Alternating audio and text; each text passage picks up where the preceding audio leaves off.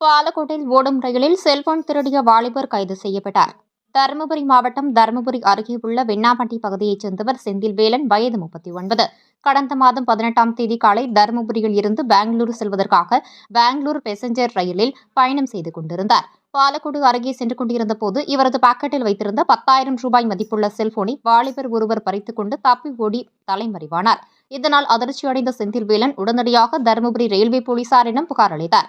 புகாரின் பேரில் வழக்கு பதிவு செய்து குற்றவாளியை தேடி வந்த ரயில்வே போலீசார் தருமபுரி மாவட்டம் நல்லம்பள்ளி பகுதியைச் சேர்ந்த 19 வயதான அன்புமணி என்ற வாலிபரை கைது செய்து விசாரித்ததில் அவர் செல்போன் திருடியதை ஒப்புக்கொண்டார். அவரிடமிருந்து செல்போனை பறிமுதல் செய்த போலீசார் அவரை தருமபுரி நீதிமன்றத்தில் ஆஜர்படுத்தி தருமபுரி சிறையில் அடைத்தனர். ஓடும் ரயிலில் செல்போன் பறித்து சென்ற சம்பவம் பயணிகள் மத்தியில் பரபரப்பை ஏற்படுத்தியுள்ளது.